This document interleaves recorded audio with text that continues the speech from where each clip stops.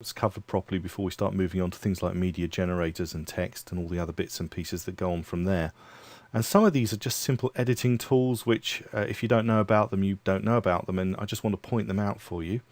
One of the items is that rather than using the mouse to go through all your different menus, you can actually get to a menu in a totally different way. So for example, I've got Sony Vegas selected, that's all I've got selected, but if I tap the Alt key and look at the menu at the top, so you see the menu at the top here, if I tap Alt, I get a little line under all the different letters that begin each of the words. Now if I now tap the letter that's beginning of a word, so say insert, tap I, up comes the menu.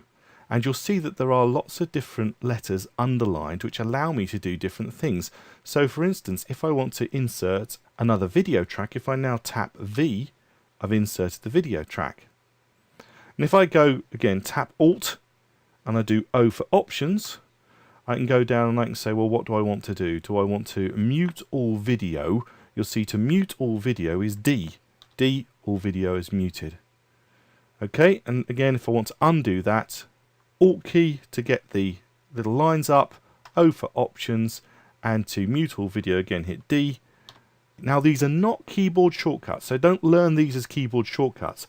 They're just ways of being able to access the menu without having to use the mouse all the time, and it can save you a lot of time. So remember, it's just tap that Alt key and those letters get underlined, and then you tap whatever letter shows and you can quickly get through them. So H for help, and I can go down to say interactive tutorials or keyboard shortcuts, K, up comes the keyboard shortcuts.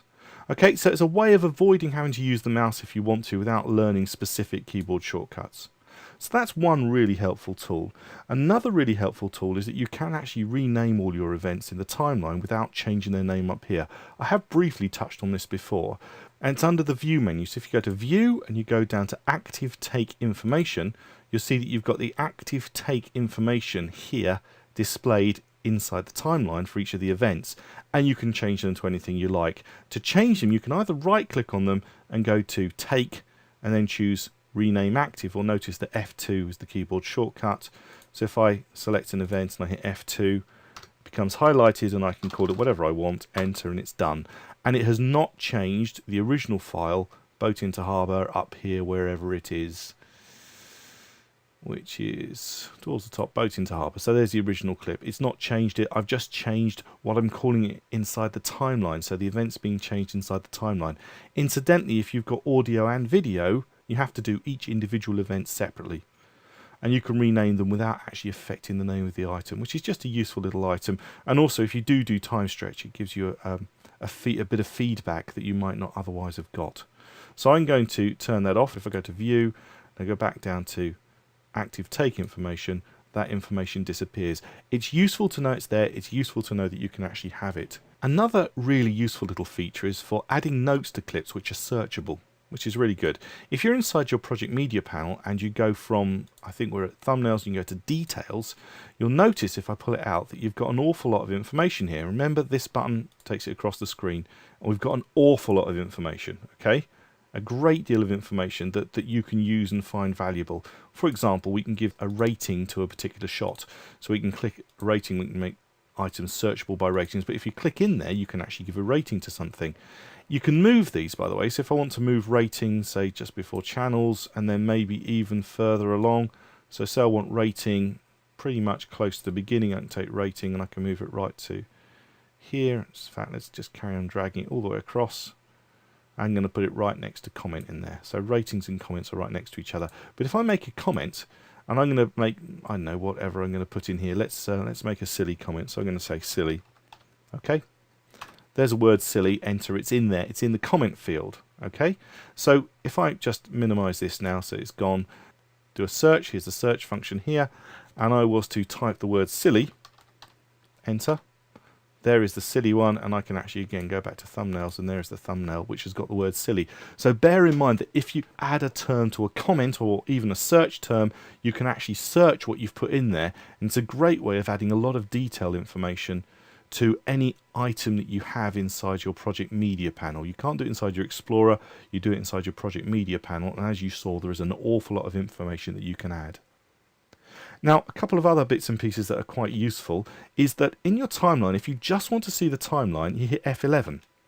Okay, and there's your timeline, you're just seeing your timeline. And sometimes you really want to zoom in here and you don't really want all these bits and pieces here. If you hold Control and F11, all your headers disappear. Now if I hit F11 again, you'll see that the headers have remained disappeared. I actually need to do Control F11 to get them back again. Now sometimes that can be really useful. You don't want the headers, they're taking up extra room, so Control F11, they're gone, and then F11 will toggle in the normal way, and if you want the headers back, it's Control F11, up and down, and there they are. Just another useful little tip. Now I'm going to go to this item just here, and I'm going to do 5 on my number pad to go in expanded edit mode. Now I'm in expanded edit mode. One of the things that we notice is when we actually trim a clip, so here is this clip selected and I start doing 4 to trim it, you'll notice that it loops. So it's looped this item at the beginning here, and it just looks a bit weird. I'm going to undo that. But if you actually right click on a clip and you go to switches, you'll notice that you can turn off that functioning loop. And once it's done, it just won't go. I'm tapping 4, tapping 1.